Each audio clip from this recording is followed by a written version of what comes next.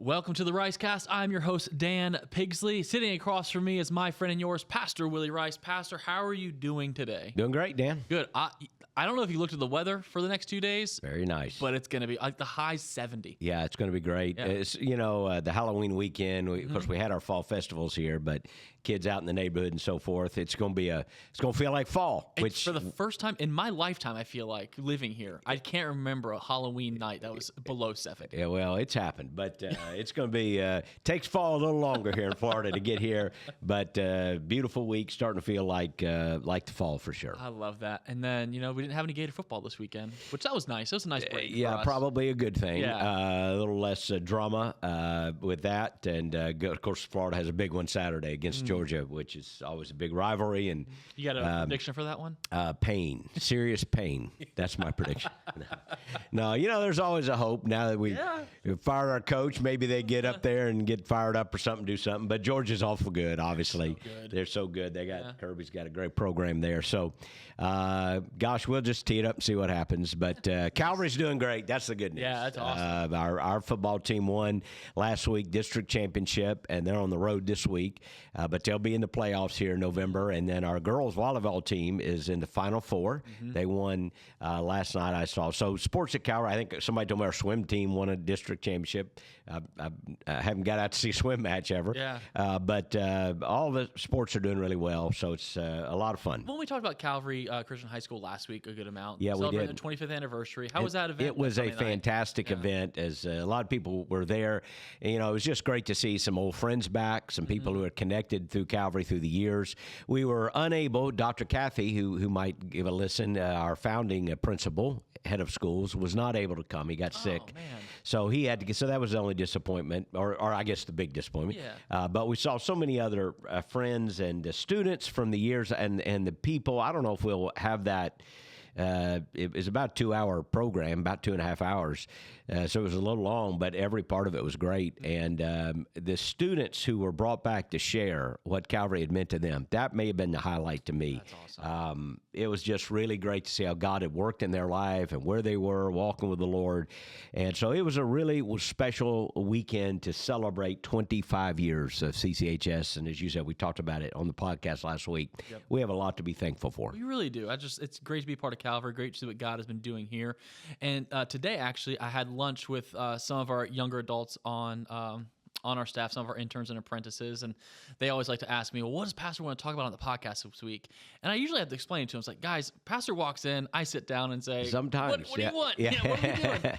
I said, but it's interesting. And I said, Pastor mentioned something in a meeting yesterday. He said he wanted to talk about this conversation of Big Eva versus Gig Eva. And they all looked at me and they said, what is that? And I looked at them and said, you'll have to listen later this week. What in the world? Yeah. So what is that? Yeah. Well, there was a bit of a kerfuffle. Yeah. I love that word, don't It's you? a good Kerfuffle. word, yeah. There was a bit of a kerfuffle. I've often said, I think there's an internet committee somewhere that meets every week and says, what are we going to talk about next week? And then, they throw the bomb out there and everybody goes off crazy. But no, there was an important article. I think it came out last week or the week before by a very distinguished and important author, a guy named Carl Trueman. He wrote a very good book a few years ago, The Rise and Triumph of the Modern Self. And it's worth reading. There's a little easier version to read, a little condensed. I forget the title of that one.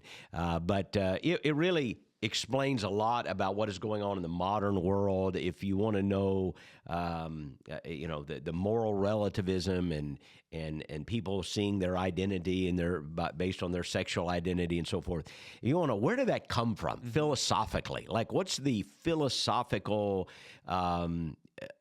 underpinning of that? Where did that come from? I mean, it just seems like it sprung up, but it doesn't just come out of nowhere. Carl Trueman's book really traces that, and hence the title, Rise and Triumph of the Modern Self. So he's a really important author, and I think a professor. I'm not sure where he is now, but a really distinguished scholar. So he wrote an article last week about something he called Gig Eva. And and this was something I didn't know until I read the article. He coined the phrase Big Eva. I didn't know that. And a lot of people are going, well, what is that? What is that, right? Well, over Yeah. the last decade, there's been a title that's usually used in a pejorative, kind of disparaging way for, quote, Big Eva. Eva is evangelicalism. So it's not a person, evangelicalism.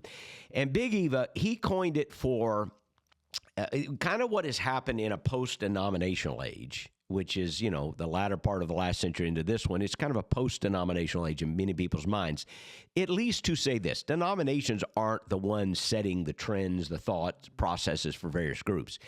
Instead, they're kind of developed a kind of unofficial gatekeeper, if you will, toward biblical conservative evangelicalism, or a number of gatekeepers, and in the first 20 years of this century. And it had to do with the conferences. It had to do with speakers. It had to do with the books and the personalities. It's not an official group. You're not going to find the headquarters of Big Eva anywhere. But it became the dominant influences in evangelicalism.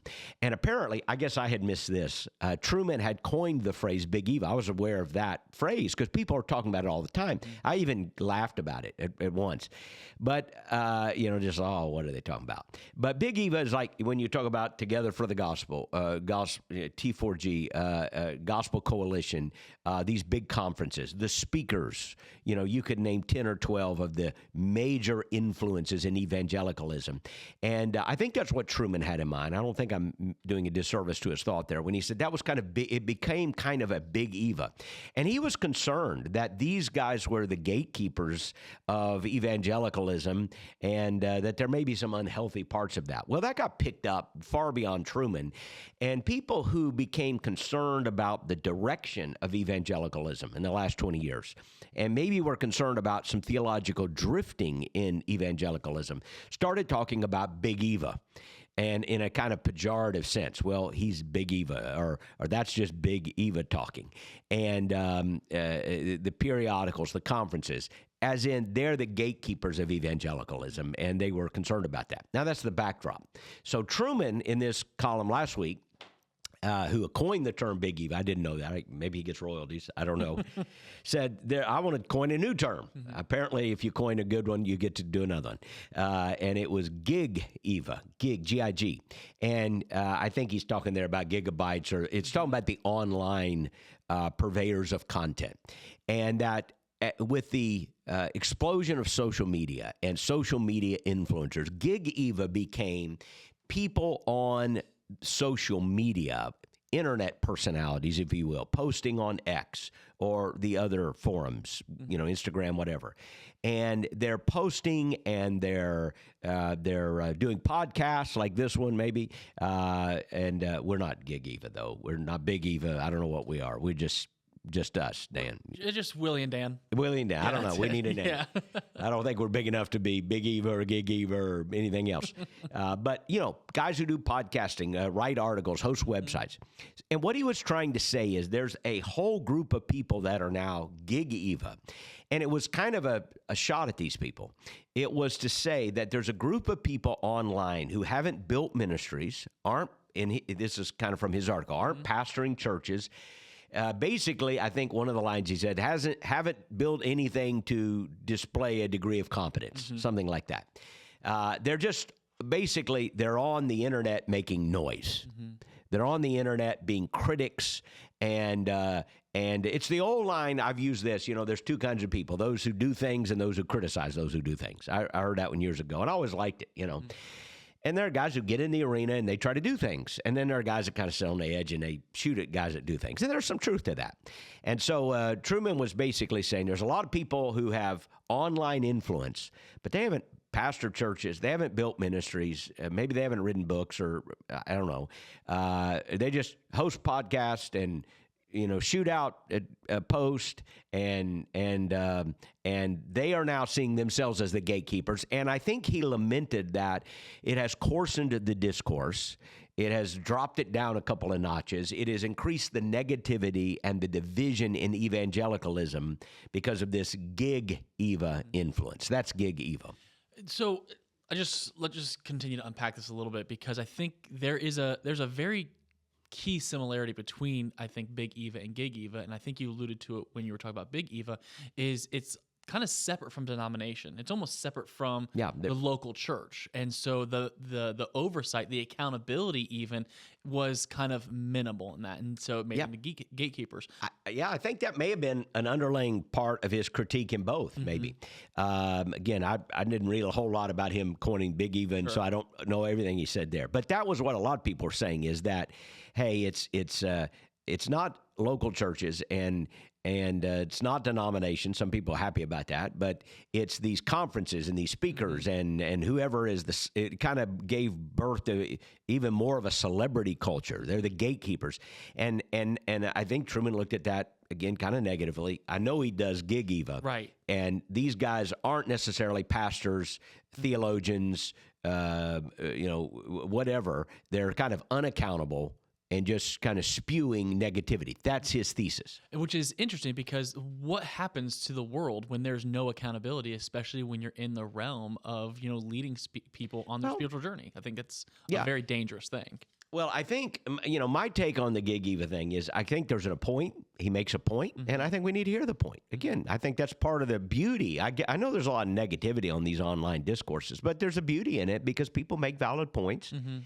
And yet there's also some counterpoints that we need to consider. And I think that's the important thing. I think absolutely when people don't have accountability and they're just out there to make noise, you ought to go, wait a second, what have you led? What have you built? I've been a pastor for 40 years, so I have a bias for the local church. To me, it's the plan of Jesus. It's the New Testament plan, is local churches. And so my heartbeat has always been local church ministry. And I've often said that sometimes pastors share this in common with football coaches, especially college football coaches who are getting fired they're dropping like leaves on the fall, right? In a different state than Florida, correct? Yes, right. Like they are dropping. And but coaches get on the field. They know they most of the time they played the game. They're certainly in it. They're practicing. They're in the arena. Fans like me, maybe we know a little bit, right? We care a lot, but I'm not down there on the field. And it's awful easy to sit up there and just go, hey, should have done this, 4th and 2, shouldn't have gone for that, Stop throwing the screen. Don't do that. Why are you throwing a screen on 3rd and 9? And all that sort of thing. And that's a fair. That there's a fair point of that when you say, hey, in life, why are you listening to guys who haven't done it? They haven't built it. And as a pastor, I've often thought that there are a lot of guys that are writing books, speaking at conferences. Sometimes they have like theological degrees, or they're good writers, or they have a certain talent. And I was like, where did you have you actually done it? It's great to have a theory about how you would lead the local church, and you write a book and you serve as a consultant or a speaker or whatever. And I'm not trying to disparage all of that. I'm just saying sometimes you just want to go, I'd like the guy, I think, who's actually been in the arena, who's got his hands dirty, who's made a bunch of mistakes because he was trying. Anybody that gets in the arena and tries is going to make some mistakes. And you have to go, hey, made a few mistakes, but you're trying. And over a period of time, they have relationships. They build something, and you see the fruit of their ministry. So I think there's a valid criticism there. We need to be careful about influencers who are only disparaging people who are out there trying. I also think, though, there's a balance to that. There's another side to that. And that's where I wanted to pause for a second as well. I think there's another side to that, because you look at the Wesley Huffs of the world, who's out there, and he would kind of belong to that world of he's never really done this before, but he's kind of killing it in the Gig Eva world right now. He's not kind of killing it. Yeah, right. I just talked to somebody the other day. Have you heard of Wesley Huff? I said, well, I have, but, who is he? I said, I don't know who he is. He just kind of came out of the air one day on the Joe Rogan show, I think, is where everybody kind of heard him. But, man, I have been on his website. I've listened. And, again, I'm not an expert. There may be things he says I don't agree with. But I tell you what, I've thought, what a great apologist this young to me, and just brilliant.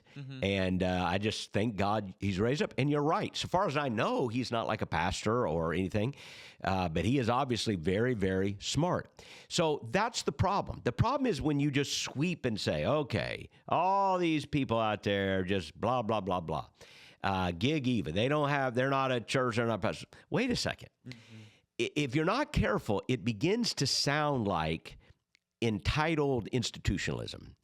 And when there are people out there who start criticizing and they start making points, you just want to go, hey, all you people hush and leave it to the experts. We're the ones that know what we're doing. Well, you know what? Sometimes the experts get it wrong. And sometimes, a lot of times they get it wrong. And sometimes even the best of movements need voices outside the centers of power and outside the seats of power who have the courage to speak up and say, hey, wait a second. That's wrong. Well, who says it's wrong? I say it's wrong, and our authority is always the Bible. You remember they questioned Jesus. By what authority do you do these things? By what authority? Like, who elected you in charge? Well, actually, God sent me into the world, And the point is not whether or not somebody has a title or a position or somebody elected them to do something. Is what they're saying true? Like, let's evaluate what they're saying. Maybe they are just some guy out there who just is maybe self-taught and self-educated, and he studied a lot, or maybe has a degree, but he doesn't have some title or position. He might even have, he might even have a position outside of ministry. Like, he might be a businessman or a leader or a lawyer or somebody, but he's studied, he's smart, and he's saying something. So my concern is that by dismissing Gig Eva, you are basically saying, hey, just hush. All you people that want to disagree, hush. A lot of people think unity is when all the people I disagree with hush. And what they hear people in power, in positions of influence saying is, hey, all you people, hush. Quit talking about it. And you think that the negativity is the cause of the problem, when in reality, it's a symptom of a deeper problem. So if you mentioned Wes Huff, and I don't think he's all that negative, so I doubt Truman had him in mind, but let's use him because he's a really positive example. Let's say he does say something you don't like or you disagree with. Do you go, I don't have to listen to that guy? Why? Because my denomination didn't give him a certificate, or he's not working at some church, or he didn't graduate from a certain school. How about looking at the content of what he's saying? And so my concern is that everyone rushed last week to kind of say, oh, Truman's article, that's fantastic, it's fantastic. Gig Eva, you're right, a lot of noisy people online. Okay, there are a lot of noisy people online, no doubt about that. But you know what? I think that if your reaction to that is all those people just need to hush and our problems would go away. Actually, I think there are a lot of problems in institutions and in evangelicalism, and we need some of those people on the outside speaking into it. Remember, the prophets work best on the outside of the courts of power. Sometimes there were, house prophets. Isaiah was in the court, but he wouldn't, he still spoke the truth. But a lot of times it's a guy like John the Baptist. He's out in the wilderness eating locusts and wild honey, and he's a little bit out there. And you're like, old John, I wish somebody give him a new suit or something. Tell him to take a bath. But you know what? If John dressed better and he wouldn't be John. What made him who he was who he was. And God used him to speak truth to power. So I just think we need to be careful in dismissing, quote, Gig Eva and somebody that's got a podcast or somebody that's publishing articles or somebody that we might even think, and this is getting touchy here, might even think is a little too disputatious or a little too confrontational. You know what? Maybe some of those guys are needed because maybe some of those guys are going to say things that other people are a little more cautious to say. So I'm not justifying ugliness. I'm not justifying. I think there is sometimes too much snarkiness and personal attacks. We don't want to do that, and I don't think it's hard to pastor for as long as we have if that's your personality. But we do need to be quick to listen to what people say when they have something to say it. Well, I think it's a movement of people, especially in our seats, where we have to go from this idea of hush to humility. Yeah, like approaching someone with a conversation, like, hey, you might be wrong, I might be wrong. Let's just have a conversation about it. And honestly, a lot of those conversations are happening in that Gig Eva world. They're happening over X. They're happening over Twitter. They're happening all these things. X and Twitter, same thing. I apologize. We'll cut that out. Whatever. But that's where this discourse is happening. You're not unplugging the internet, right? Any more than you can undo the printing press. And believe me, there were probably some people in the 16th century that thought Martin Luther was a little too a little too out there, and maybe we can shut the printing press off and keep him from printing all this stuff. Or they could have listened to him. Unfortunately, too many didn't, but many did. And what you don't want is somebody saying, hey, I got a degree from the XYZ seminary, and I got the position in the XYZ denomination, or I'm, Pastor Big. And this guy out here, who is he? He's got a lawn service. He doesn't know what he's doing. He's just a plumber, or he's a businessman, or whatever. And I don't have to listen to him. That doesn't sound like a godly response. Maybe that guy out there, maybe he works with his hands, maybe he has a simple vocation, and maybe he's online. People make their living now online, and they make their living producing content and engaging conversation. Again, I'm not justifying all of it. I'm just saying if you dismiss it all because it's just, quote, gig Eva, unquote, I think you're making a real mistake, and I think you're missing a moment, and the moment is people have something to say, and they have the forum now to say it. Doesn't make it all true, doesn't make it all good, but you shouldn't dismiss it all either. I think it's such a good word, Pastor. And I mention them often, but you have that. You've said it before, and I think it's a quote from somebody else, and I can't remember off the top of my head. But the next revival is not going to be like Billy Graham Crusades. It's probably going to come from. It's going to look different. It's going to look different. And we've already seen, Charlie Kirk. Charlie Kirk was a guy that a lot of establishment evangelicals wouldn't have lead in silent prayer in the last 20 years. Let's just be honest. I don't think Southern Baptist Convention, he would have been asked to lead in silent prayer in the last 20 years in most groups. And yet, look at the impact of his life. So all I just say is we've got to be careful before we disparage. One of the hallmarks of the Protestant Reformation was that you got the Bible and you got truth into the hands of people, and you emphasize literacy. The reformers wanted the people to have the Bible, and the argument against that from the Roman authorities was, they're going to mess it up. They'll have wildly off interpretations, and you put it in the hands of untrained, unskilled lay people. Who knows what will happen? And you know what? They're partly right. There have been a lot of bad ideas. There are some people that don't really handle the Word of God correctly and go off on it. That is accurate. But what's the benefit? The benefit is we get the hands in ordinary people.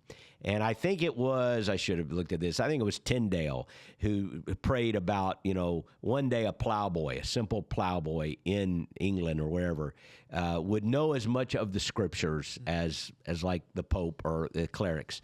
And I should have looked at the quote. Historians will know the quote.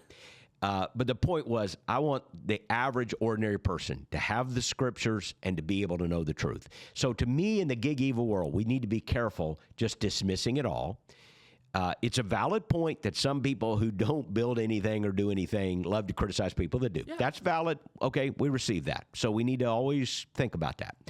But let's not shut down everybody because they don't have a certain title or a certain position. I don't know. Carl Trueman's a pastor, by the way. I don't know. Maybe he is. But, there's a lot of guys in academia that kind of have a little snooty attitude, if I'm being honest. And, I sometimes have heard guys, they're writing books and doing all this, and that's good. We need, listen, I respect them. But I've often asked, just where did you pastor? Because there's something about every week a guy having to minister to people, counsel people, teach the Bible multiple times every week. Shoot a podcast. Do the hard work of ministry that connects you to people. And sometimes, and again, I'm not brushing with a broad stroke everyone in academia here, but sometimes in academia, you get removed from that. And it does begin to taint your thinking. So, and by the way, a lot of these guys, Gig Eva, who are out there with podcasts and they've got platform, you know what? They are pastoring. That's what a lot of people responded last week. Hey, I may be in a little church, but I am pastoring. And that may be put me in touch more with ministry than, say, some esteemed scholar. So I just think there's a caution there. Let's not be too dismissive of people because they don't have a title or a position, or in your mind we shouldn't pay attention to what they're saying. I think that's dangerous, and I think it's arrogant. Well, and I think you're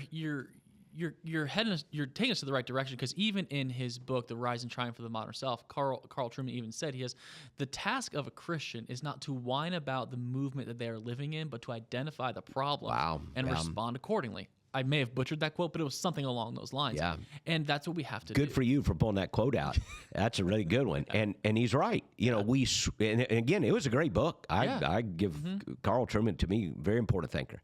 But that's exactly right. We live in certain times. That's where we are. We can't wish for another time. Right. We are in this time. I mean, maybe we can wish for another time, but we better go to work in the time we have, right? And the time we have is a gig evil world, or a internet world, where people are going to post, they're going to podcast. Anybody can watch anything, clip anything, call you to account. And you know what? Sometimes leaders need to be held account. Sometimes we get corrected and go, maybe I thought about that wrong.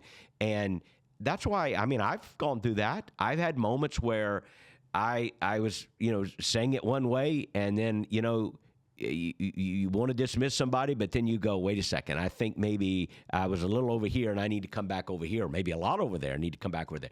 Again, that comes down to humility and the openness to receive correction. Well, I think I'm going to unpack that with you for a minute, because I think I have the ability to do that with you. We're friends. But good. You mentioned, you've had to correct your way in that way, in a couple of different ways as well. And 2 weeks ago, we had a podcast, and it was very well received. A lot of people listened to it, talking about third wayism. Yeah. Can you just explain again, just maybe people that missed that podcast, what is third wayism? Third wayism is a term I think was coined by Keller. It's associated with Tim Keller, again, who had a great and very influential ministry. As we said, you can go back and listen to the podcast. We have great respect, have many Tim Keller books. But there's some criticism about some of his approaches to cultural and political issues toward the end of his ministry. And he came to be known for this third wayism, which is neither right nor left, but a third way. And you know what? His mind wasn't the middle between the two extremes, although it's commonly interpreted that way. His way was, we don't want to be on the right, we don't want to be on the left, we want to be the Jesus way, kind of above that, nonpartisan.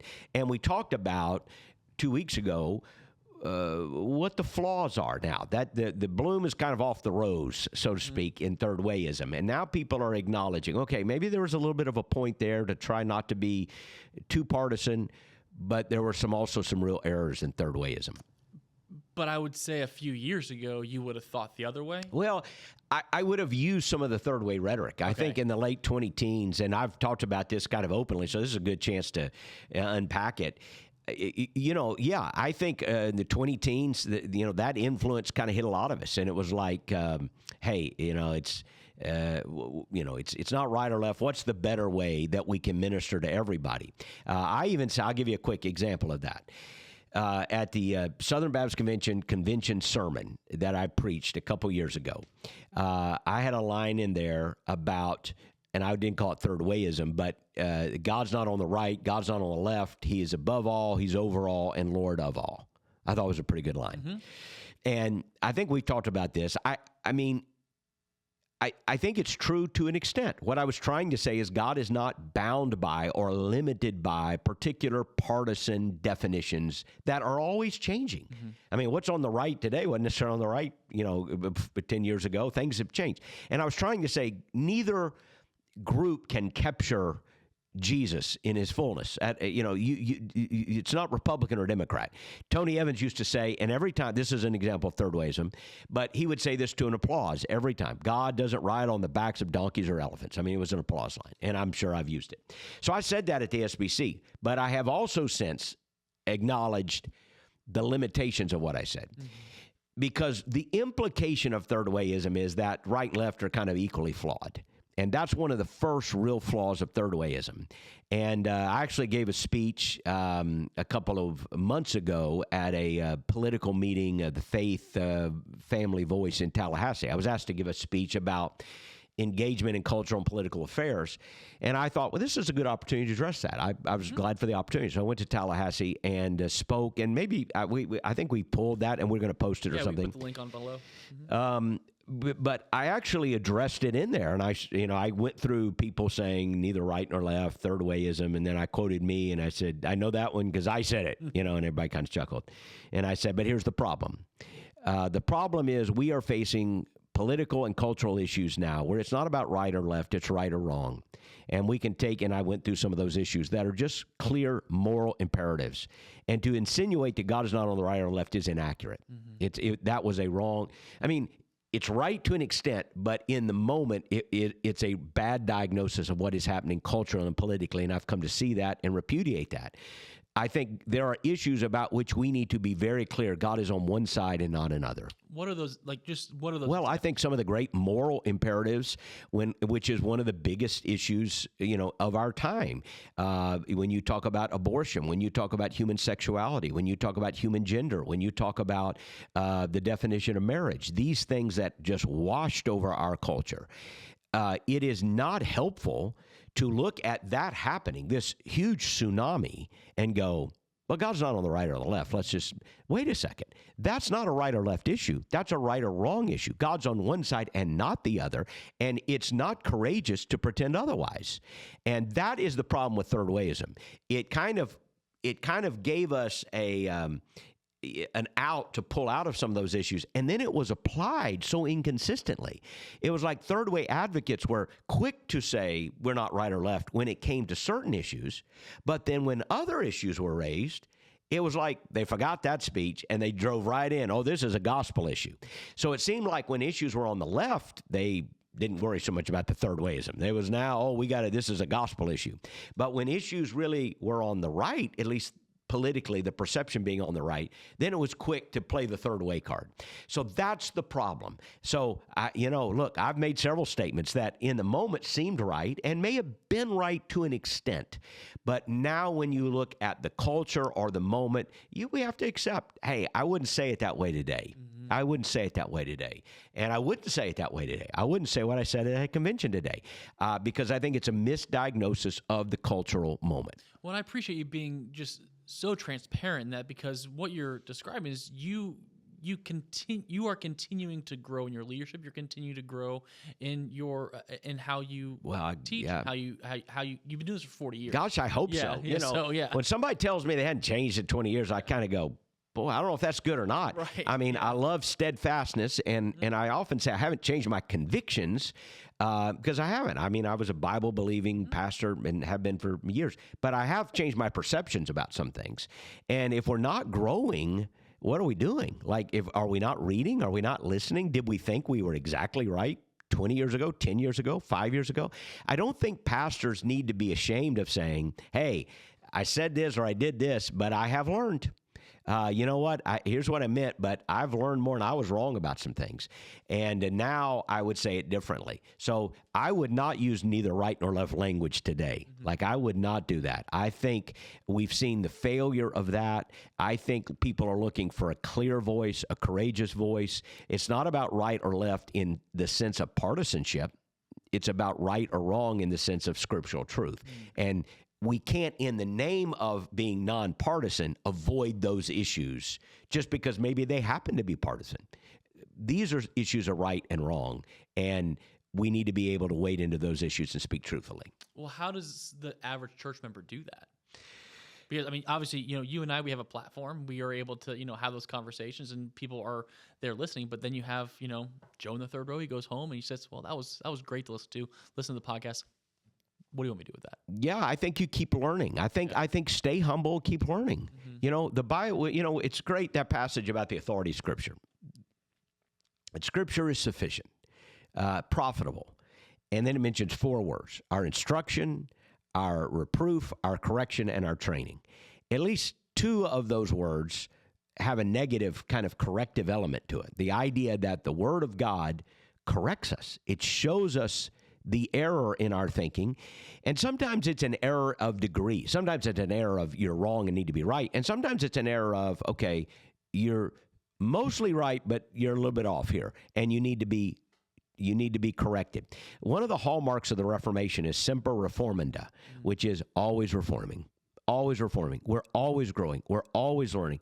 And I would just say to the guy on the third row or the guy in the pulpit, Mr. Expert somewhere, we haven't arrived. So that means we're always being corrected, we're always learning, we're always growing, and there's no shame in going, hey, I didn't see that like I see it now. And that I've had a lot of things in the Southern Baptist Convention like that, where I saw it one way and I see it different now. I don't think my convictions have changed, but my perception about things that are happening have changed. And you have to accept that. Hey, I've changed my mind. There's I think it was Keynes maybe in my head who said, the ability to change your mind is a sign of intelligence. Well, I don't know, what somebody would say about, me changing my mind. But yes, it can be a sign of weakness. It can be a sign of somebody who's not grounded and is just trying to get along. That's true. We've all seen that.